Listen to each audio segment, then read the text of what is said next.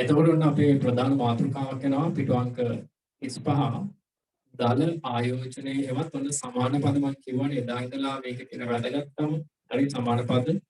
ඒක නිසා දල ආයෝජනයට අපි කියනවා ප්‍රාග්ධන සම්පාදනය කියලා. ප්‍රාග්ධනය නෙමෙයි ප්‍රාග්ධන සම්පාදනය. පැහැදිලිද? භූමියට අපි කිව්වා හරි ස්වභාවික සම්පත් කියලා කිව්වා. භූමියටම අපි කිව්වා ස්වභාවික සම්පත් ඔකේ කියලා කිව්වා. භූමියටම අපි කිව්වා ස්වභාවික සම්පත් සම්භාරය කියලා කිව්වා. ඊට පස්සේ නිෂ්පාදන සම්පත් වලටම අපි කිව්වා නිෂ්පාදන සාධක කියලා කිව්වා. නිෂ්පාදන සම්පත් වලටම අපි කිව්වා හරි තව ලස්සන නමක් යෙදපුම් කියලා. ඊට පස්සේ ප්‍රතිස්ථාපනය කළ හැකි සම්පත් වලටම අපි කිව්වා සජීවී සම්පත් කියලා. ඊට පස්සේ ප්‍රතිස්ථාපනය කළ නොහැකි ඒවට අපි කිව්වා අජීවී සම්පත් කියලා. ඊට පස්සේ ප්‍රාග්ධනයේ මිලටම කිව්වා හරි දැන් අපි කතා කරා එක ප්‍රාග්ධනයේ ආවස්තික පිරිවැය ප්‍රාග්ධනයේ ආවස්තික පිරිවැයටම තමයි කියන්නේ ප්‍රාග්ධනයේ ඉපැයීම ප්‍රාග්ධනයේ ගෙවීම ප්‍රාග්ධනයේ සේවා නියුක්ති ආදාය මේ දේවල් අපි කතා කරා right ඒ වගේ ඔන්න තව චූටි දෙයක් එකක් මතක් කරොත් අර යථාරූපී ප්‍රකාශ වලටම කිව්වා ඒක ගොඩක් කටියට දැන් අමතක නිසා මම මේ කියන්නේ යථාරූපී ප්‍රකාශ වලටම කිව්වා කියලා නිබන්ධනයේ ලියලා තියෙන එකයි මම කියලා තියෙන්නේ හැමදේම මම කරලා තියෙන්නේ මම ආගේ පැත්තේ යුතුයකම් ටික කරන්න යථාරූපී ප්‍රකාශ වලට කිව්වා විද්‍යාත්මක ප්‍රකාශ කියලා අභිමතාරූපී ප්‍රකාශ වලට කිව්වා එහෙනම් විද්‍යාත්මක නොවන ප්‍රකාශ කියලා පැහැදිලිද right ඒ මතකයත් එක්ක දැන් ඔන්න එන්න එන අර සමාන පද ලියනවා වෙනම පොඩි පොතක් හරි නැත්නම් පොර ටිකක් අරගෙන ස්ටේප්ලර් එකක් ගහලා හරි තියාගෙන යන්නේ එනකොට ලියන්න ඒක නිසා දල ආයෝජනයේ කියන සමාන පදේ තමයි ප්‍රාග්ධනය නෙමෙයි ඔය ප්‍රශ්න වල වර්ධින තැන් ප්‍රාග්ධන සම්පාදනය හරි කැපිටල් ෆෝමේෂන් කියලා කියන්නේ කැපිටල් නෙමෙයි පැහැදිලිද right අපි නිර්වචන වලට යමු highlight කරගමු මේක විතරයි කරන්න මම කිව්වා සා 2020 MCQ එකක් එහා පැත්තෙම තියෙනවා ඒකත් එනවා හරි ඒක නිසා අවබෝධයෙන් එනවා මම දැන් මේ කියන උදාහරණ right හොඳ අවබෝධයෙන් ලේසිම විදිහට ඔයාලට හිතන්න තියෙන ලේසිම විදිහට මේ සංකීර්ණ සිද්ධිය ගන්න. ඒක නිසා හොඳ අවබෝධයෙන් ඉන්න ඕනේ ගෲප් 1 එකේ කට්ටිය වාගේ උදාහරණ නෙවෙයි මම දැන් ගන්න මට මේ අප්පරේ හිතන දේ තමයි මම ගන්න. එතකොට අපි කතාව පොඩ්ඩක් ගැඹුරටම සාකච්ඡා කරමු. හරි. ඔන්න මේ ශ්‍රී ලංකාව තියෙනවා. හරි ශ්‍රී ලංකාව තියෙනවා. ශ්‍රී ලංකාවේ අපි ගමු මේ 2020 ජනවාරි 1 වෙනිදාට තියෙනවා යන්ත්‍ර අපි උදාහරණයක් ඇතුළේ යන්ත්‍ර ඒ කියන්නේ ප්‍රාග්ධනයේ යන්ත්‍ර කියන්නේ. හරි. අපි එන මාතෘකාව දල ආයෝජනය ඒක නිසා ඒක අවබෝධයක් තියාගන්න. හරි මම ගන්නවා මේ 2021 right 2021 මම ගන්නවා ප්‍රාග්ධන තොගය. හරි ප්‍රාග්ධන තොගය. ප්‍රාග්ධන තොගය මම ගන්නවා right එතන ඒකක අර මැෂින් තියෙනවා ප්‍රාග්ධන තොගය. හරි මැෂින් තියෙනවා. හරි මැෂින් තියෙනවා. ඔබ ගන්නවා right ප්‍රාග්ධන තොගය.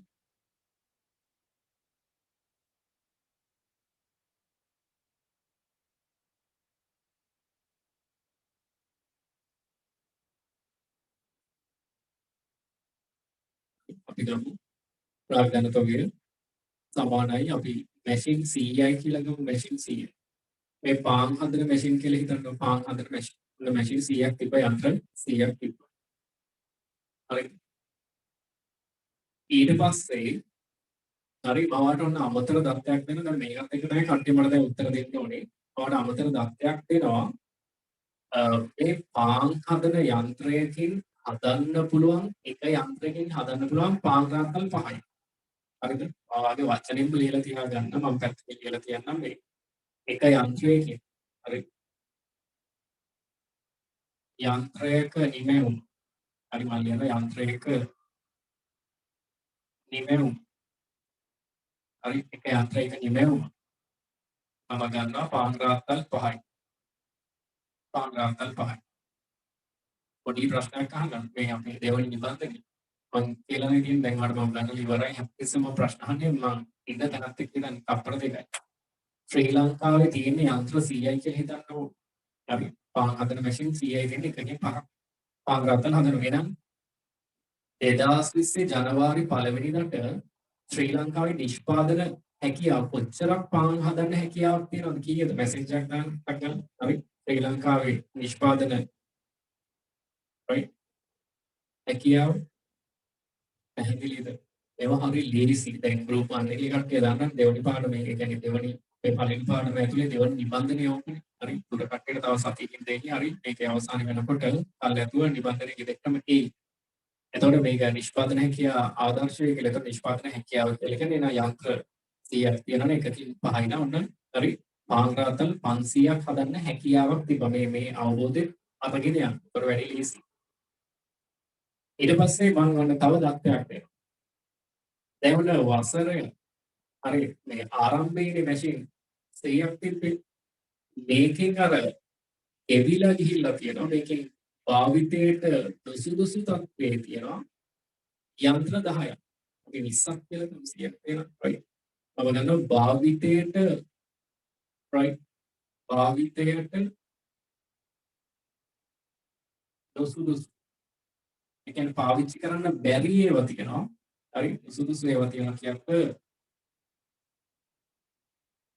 20ක්. දැන් රටේ නිෂ්පාදන හැකියාව දැන් කී. දැන් ඔන්න දත්තේ තව චුට්ටක් දැන් අපි ටික ගැඹුරට යනවා. හරි. දැන් මට කියන්න කොච්චරක් දැන් නිෂ්පාදනය හැකියාව තියෙන භාවිතයට ගන්න බැරි මේ CSC යන්ත්‍ර 20ක් තියෙනවා නම් පැහැදිලි වර්තමානයේ භාවිතයට ගන්න පුළුවන් මැෂින් 80ක් විතර. එන 80 වෙන් එකකින් පහ ගන්න උත්තර ටික හරි කීයද? 400. right. ඊට පස්සේ ඔන්න දැන් තමයි කතාවට එන්නේ. මේ දල ආයෝජනය කියලා කියන්නේ නිර්වචනයට තප්පරයක් එන්න රතු පෑනේ ලියලා තියෙන දේවල් අතිශය වැදගත්. හරි.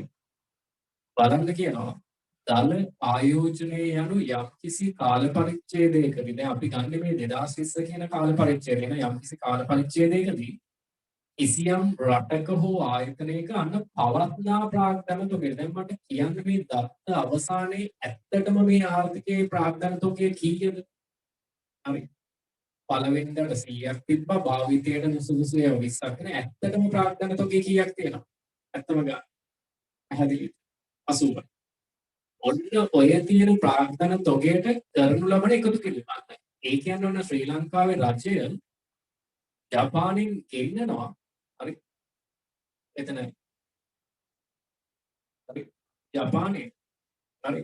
ඔන්න ගෙන්නනවා මේ පැත්තට ගෙන්නනවා. හරි. යන්ත්‍ර අපි ගමු. යන්ත්‍ර 70ක් එන්න. යන්ත්‍ර 70ක් එන්න. ඔන්න ඔය තියෙන ප්‍රාග්ධන තොගයට අර එකතු කරන මෙන්න මෙයාට තමයි. ඔය රතු පැහැදිලි ලියලා තියෙන එක්කෙනාට තමයි මේ මාතෘකාව අපි කතා කරන්නේ. මෙයාට තමයි කියන්නේ දල ආයෝජනය කියලා. ඒ නිසා මම කැමතියි හැමෝම මෙතන ලියා ගන්නවා නම්. හරි. මෙන්න මේ 70 කියලා කියන්නේ එතරම් ලියා ගන්න මෙයාට තමයි කියන්නේ දල ආයෝජනය කියලා. මෙයාට තමයි කියන්නේ දල ආයෝජන. මෙතනින් ලියන්න දල ආයෝජන. දල ආයෝජන. හරි. දල ආයෝජනය කියලා කියන්නේ අර තියෙන ප්‍රාර්ථනා තොගයට කරන මම මේ එක වචනයෙන් වචනේ මේ කාරණා කියලා දැන් පැහැදිලි කරනවා. හරි. දැන් බලමු කී දෙනෙක් තාර්කිකද කියලා. මෙතන ඉන්න ඕනේ. හරි. හොඳ මොළ ටිකක් හැදෙන්න ඕනේ. ඒක නිසා මම හැමතිස්සෙම භෞතික පන්තිය කියන්නේ. හරි. වාර්ගේ ඕලියල් මැත්ස් වලට ඉස්ද ෆේල්ද මට අදාළ නැහැ. මම මේ දැන් කියලා දෙන දේවල් ටික වාගේ කුඩා මොලෙන් හිතන්න ඔයාලට වැඩ ටික කරගන්න පුළුවන්. හරි. එතකොට දැන් සාමාන්‍ය රටක් කරන්නේ මොකක්ද? හරි දැන් හිතන්නකෝ මේ.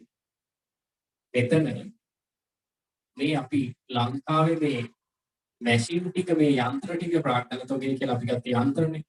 ඒ යන්ත්‍ර 100 තියෙන විදිහ ගැන අපි නිකන් හිතමු. අපි හිතමු මේ යන්ත්‍ර 100 දාලා තියෙන්නේ. හරි. මේ වගේ කෑල්ලක නම් දාලා තියෙනවට පැහැදිලි වෙන්න ඕනේ. හරි. මේ පැත්තට පේලි තියෙනවා 10ක්. මේ පැත්තට හරි. පේලි 10ක් තියෙනවා. එතකොට 10 වරක් 10 නේ 100ක්. හරි. එතකොට මම මෙතන පොඩියට ගන්නම් 1යි 2යි 3යි 4යි 5යි 6යි 7යි 8යි 9යි 10යි. හරි. මේ පැත්තටත් තියෙන ඒ වගේ. එතකොට මම දෙනකොට මම මේ පැත්තට යන එක නිසා right 1යි 2යි 3යි 4යි 5යි 6යි 7යි 8යි 9යි 10යි. ඔහොමද තියෙන්නේ.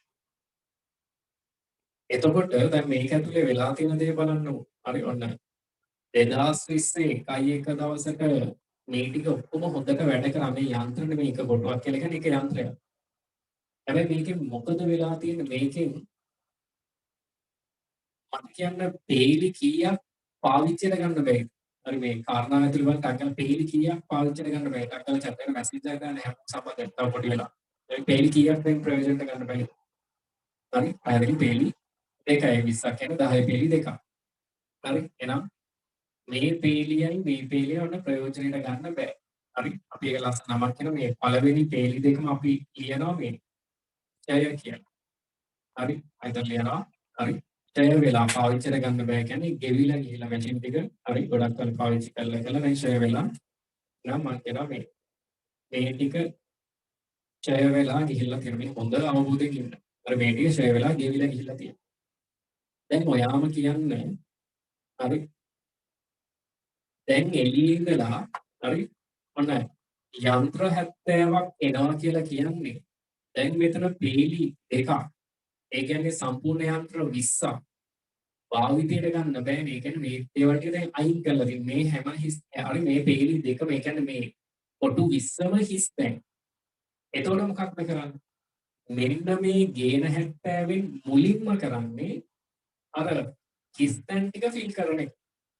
හරි මුලින්ම කරන්නේ අර ගේන ටිකෙන් මෙන්න මේ ටික ෆිල් කරන 1යි 2යි 3යි 4යි 5යි 6යි 7යි 8යි 9යි 10යි 11යි 12යි 13යි 14යි 15යි 16යි 17යි 18යි 19යි 20යි. අන්න අර ෂය වෙලා තියෙන ඒවා අපි ෆිල් කරනවාට කියන්නේ ෂය ප්‍රතිසම්පාදනය. හරි මේ ටික මුලින්ම ෂය වෙලා තිබ්බේ මම රතු පෑනින් කරේ අර ගේන 70න් මුලින්ම කරන්නේ 20ක් මෙතෙන්ට දානවා. එහෙනම් එතන මොකද කරන්නේ ෂය ප්‍රතිසම්පාදනය අලුත් වචනයක් ප්‍රතිසම්පාදනය. right පාදන ප්‍රති කියන්නේ නැවත. හරි ඔන්න ෂය වෙච්ච ඒවා නැවත සම්පාදනය කරනවා. දැන් අන්න තිබ්බේ ගානම තියෙනවා. හරි දැන් අර කලින් තිබ්බේ 100ම තියෙනවා අතනින් 20ක් මෙතෙන්ට දාපු ගමන්. හරිද මොකද ෂය ප්‍රතිසම්පාදනය. ෂය ප්‍රතිසම්පාදනය. ඊට පස්සේ මගේ දැන් බුද්ධිමත් පුතාලා ටික කියන්න. මොලේ තියෙන පුතාලා ටික කියන්න. හරිද ඔයාලා ටික කියන්න. එතකොට ඔන්න ෂය ප්‍රතිසම්පාදනය කරා. දැන් ඔන්න කලින් වගේම හරියි. මේ ආයතනයේ නැත්නම් මේ රටට තව මේ වගේ පෙළි කීයක් දාගන්න වෙනවද? දැන් මේ තියෙන පෙළි ටික ඇතිද මදිද? හරි. ඇතිනම් ඇති කියලා ඒවා. මදිනම් තව පෙළි කීයක් මෙතෙන්ට එකතු වෙන්න ඕනේ? ඒවල් බලන්න උත්තර ටික. හරි. පෙළි කීයක් තව එකතු වෙන්න? තව පෙළි 5ක් එන්න ඕනේ. මේ ඔයාලා මේ පිටුවම ඉගෙන ගත්තා වුණා. මම උගන්වලා තියෙන්නේ මම එකින් එකට කියන්නම් වීඩියෝ එකක් දෙන්න වැඩේ කරගන්න. හරි. එතකොට තව පේලි පහක් එන්න. ඔන්න ඕකට කියන්නේ අර තිබ්බේවට අලුතෙන් මේනේවනේ. ඒ කියන්නේ අර පේලි ටික පළවෙනි පේලි දෙක කියලා කියන්නේ අර 20 ආවා කියන්නේ තිබ්බේ ටික දාන්න දැන් බැලන්ස් වුණා. අර 100 100 වුණා. හරි. අර ඔයා දැන් ඒක උත්තරේ තව පේලි පහක් එනවා කියලා කියන්නේ ඒවා අලුතෙන් වෙනවා. හරි. අලුතෙන් වෙනවා. අන්න ඒක ලස්සන නමක් කියනවා සුද්ධ වශයෙන්ම කරන ආයෝජනය කියලා. ඒකට කියන්නේ දල ආයෝජනය ඔක්කොම එනවා 70ක්. හැබැයි ඔකින් ඇත්තටම අර රටේ මේ තිබ්බේ ටික ආරක්ෂා කරගෙන ඒ තිබ්බේ 100ට අමතරව වැඩිපුර එන ටිකට තමයි අපි කියන්නේ ලස්සන නම සුද්ධ ආයෝජනය. එහෙනම් මෙතෙන් තව පේලි පහක් එනවා. හරි. එතකොට 10 පේලි පහක් එන්න ඕනේ මෙතන. හරි.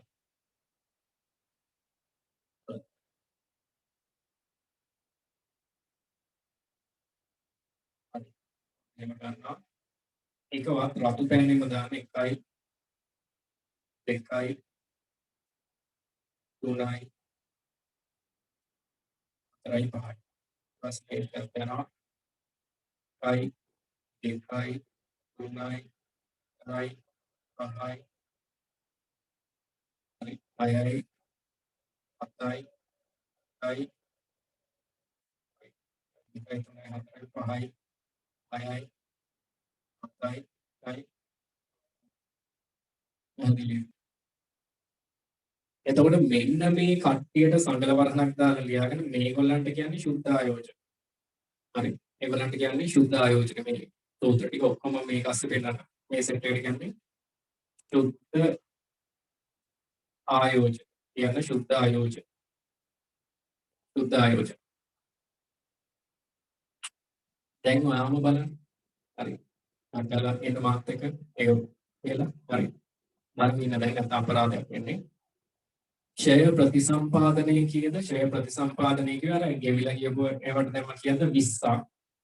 ඊට පස්සේ සුද්ධ ආයෝජනය කියද මෙතන හරි දැම්මා පේලි 5ක් ඒ කියන්නේ 50. එහෙනම් මේ දෙන්නගේ මේ එකතුවට තමයි අපි කියන්නේ කවුද? මේ ඉන්නේ හරි දල ආයෝජනය කියලා කියන්නේ මේ දෙන්නගේ එකතු. දැන් සූත්‍රෙත් පැහැදිලිනේ දල ආයෝජනය සමානයි. ක්ෂය ප්‍රතිසම්පාදනය ධන හරි ධන සුද්ධ ආයෝජනය අපි කියන මොකක්ද? හරි මේ සමස්තයට කියනවා හරි සමානයි. හරි දල ආයෝජනය කියනවා.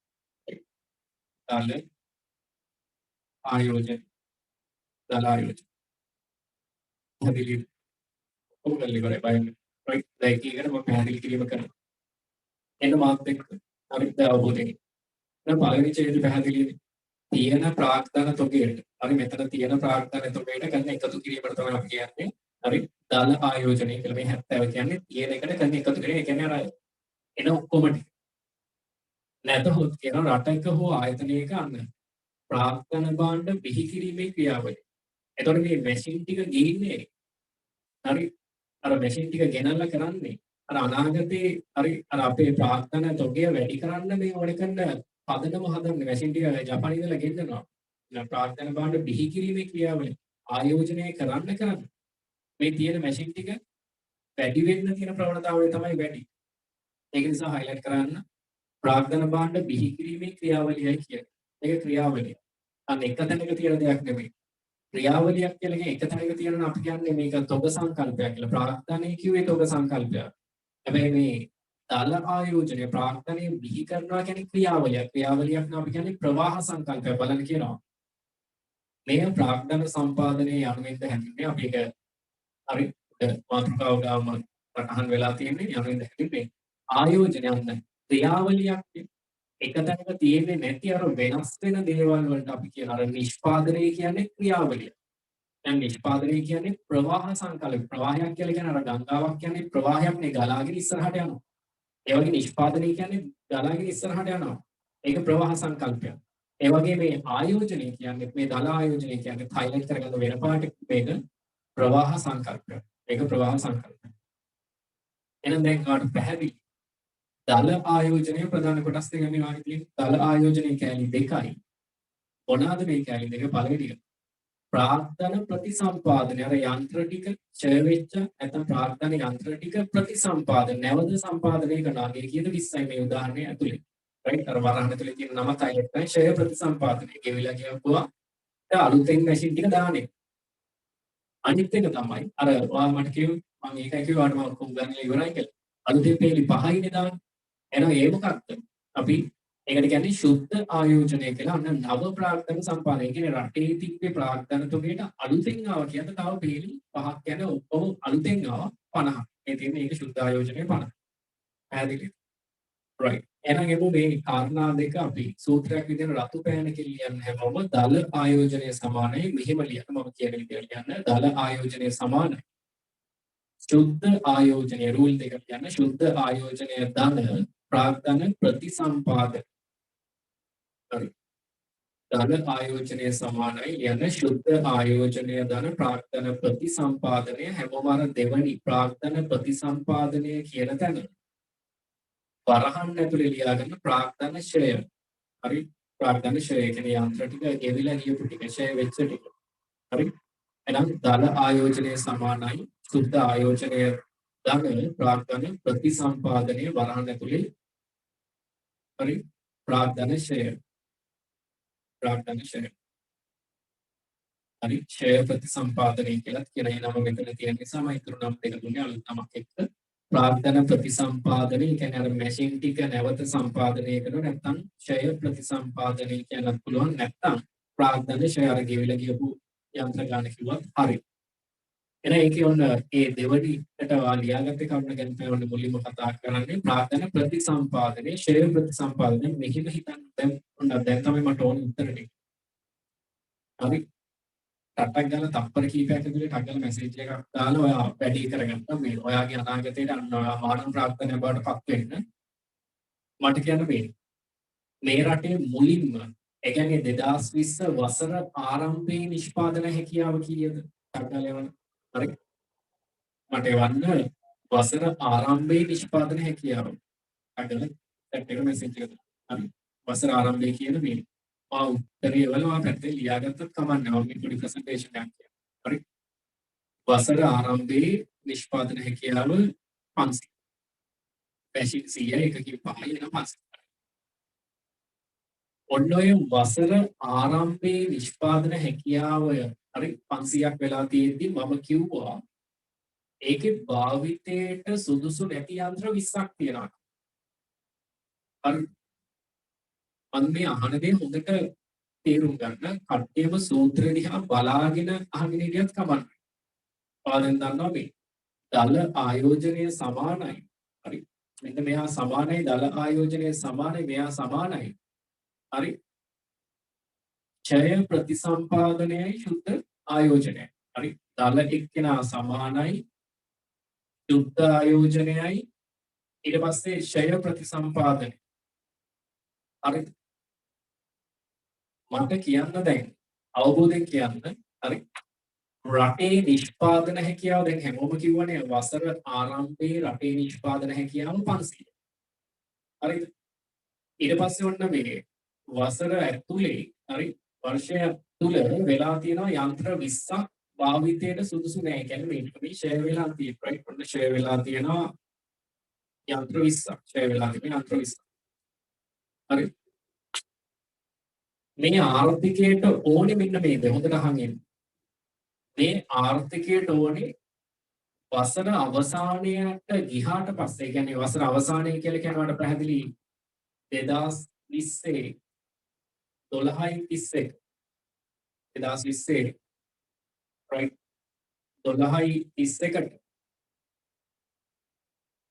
ප්‍රාග්ධන තෝගය අපි ගත්තොත් ප්‍රාග්ධන තෝගය හරි උලියන් එපා මේ රටට ඕනේ 2020 12:31 අර වසර අවසානයේ ගියාමත් මේ රටට ඕනේ අර වසර මුල හිටියා වගේම ඉන්නනම් හරි නිෂ්පාදන හැකියාව වසර මුල ඔයාගේ 500 මට්ටමේම ඉන්නනම් එළියේ ඉඳලා දල ආයෝජනයේ විදිහට යන්ත්‍ර කීයක් එන්න ඕනේ හරි යන්ත්‍ර කීයක් එන්න ඕනේ මේ රටට ඕනේ රටක් විදිහට දියුණු වෙන්න නෙමෙයි ඕනේ අර හිටියා වගේම ඉන්න ඕනේ හරි හිටියා වගේම ඉන්න නම් මැෂින් කීයක් එන්න ඕනේ එහෙම හරි කීයද 20යි 20ක් එනවා කියලා කියන්නේ එතන ශුද්ධ ආයෝජනය කියලා දැන් මට දල ආයෝජනය 20යි දැන් ශුද්ධ ආයෝජනය හරි එළියේ ඉඳලා 20ක් ආවොත් ශුද්ධ ආයෝජනය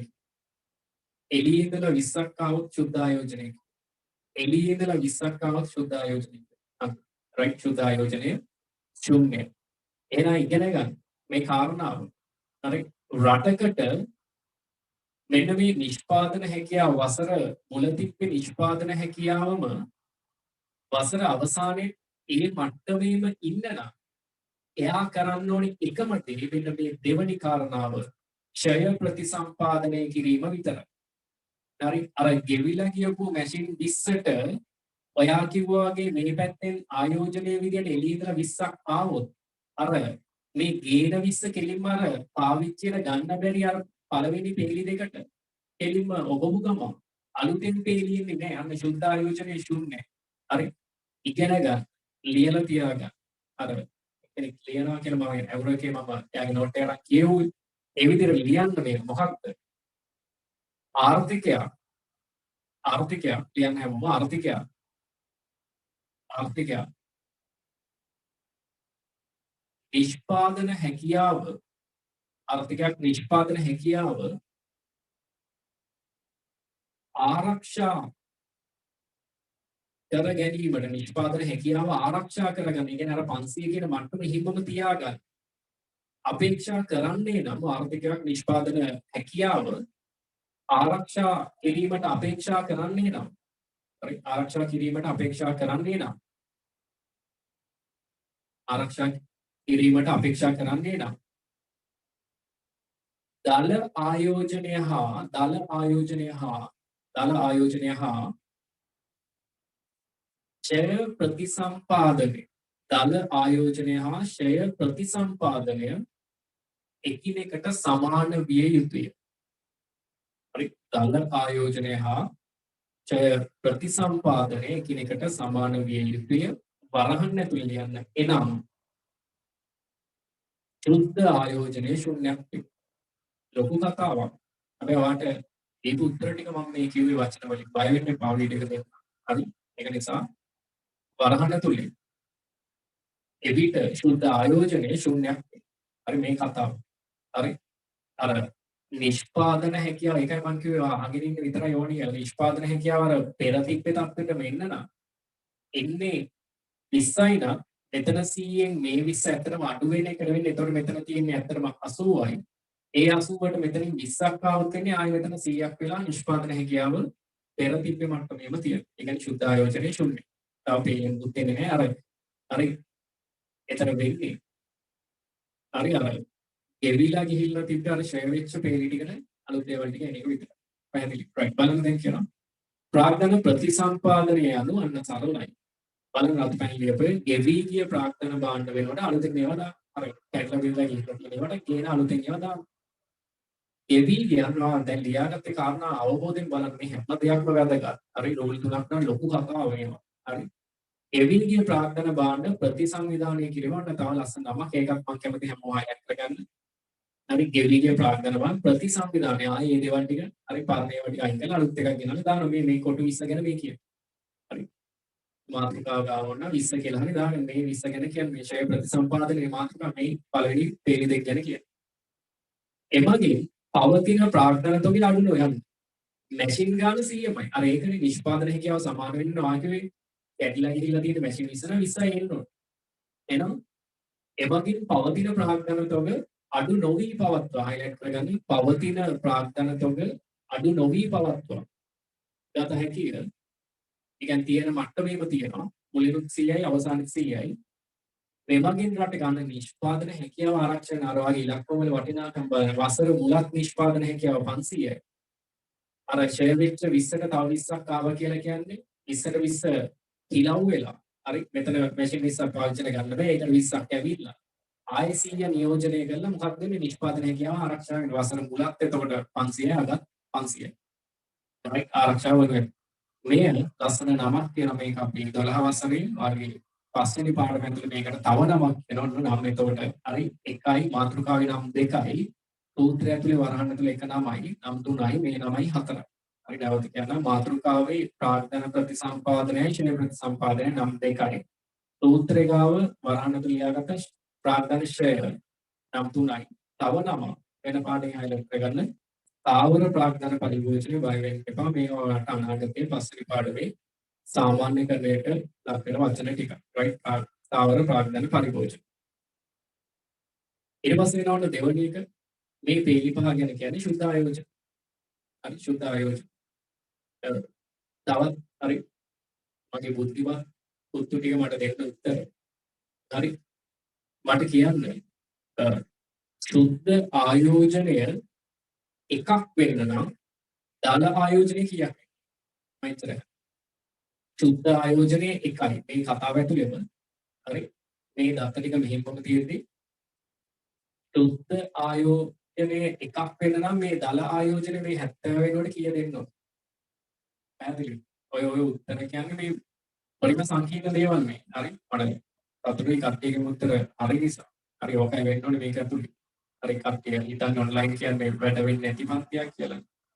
හරි අංක 43 හැදෙන්න ඕනේ. ඒ හැර අනිත් හැමෝම හරි හොඳයි. හරි හරිකම හොඳයි. හරි හොඳයි නෙමෙයි. හරි. එතකොට සරලයි.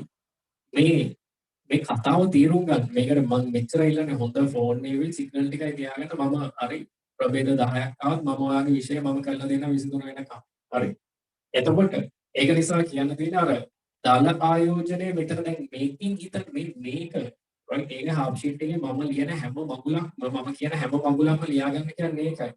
ඒකයි ගෙදර ටීවී එකේ පැත්තට යන්න එපා කියන්නේ ඒකයි. එතකොට මෙතන අර ශුද්ධ ආයෝජනයේ බිඳුවක් උනේ මොකක්ද? එනාවෙත් 20යි ඡය වෙලා තියෙන 20යි මේ ඡය වෙච්ච ගාන 20 20ක් එනවා ශුද්ධ ආයෝජනේ නැහැ. එහෙනම් මෙතන එකක් වෙන්න නම් මෙතන එකක් වෙන්න නම් ඔන් දෙන්නගේ එකතුවනේ දල ආයෝජනේ 1යි 20යි කියන්නේ ඡය වෙලා තියෙනවා කොහොමද 20ක්. මේ 20 ගේන්න වෙනවා. ඊට අමතරව තව එකක් ගෙනවොත් තමයි මෙතන 21ක් ආවොත් තමයි.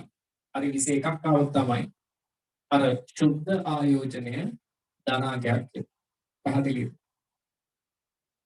දැන් මට කියන්න අවබෝධයෙන් දැන් අපේ දත්ත වලට යන අපේ අවසාන දත්ත ටික තිබ්බේ දල ආයෝජනයේ කීයද 70යිනේ දැන් අපි ගාන අපි කතා කරගෙන ඉන්නනේ දල ආයෝජනයේ තිබ්බේ රයිට් 70යි අවබෝධයෙන් තප්පර 20ක් අරගෙන යනවා හරි දල ආයෝජනයේ 70යි දල ආයෝජනයේ 70යි වසර අවසානයේ ප්‍රාග්ධන තොගය කීයද කියන මම අහන දේ ඉස්සෙල්ලා මට උත්තර වසර අවසානයේ ප්‍රාග්ධන තොගය කියලා මෙතන ඉන්නේ කියන්නේ.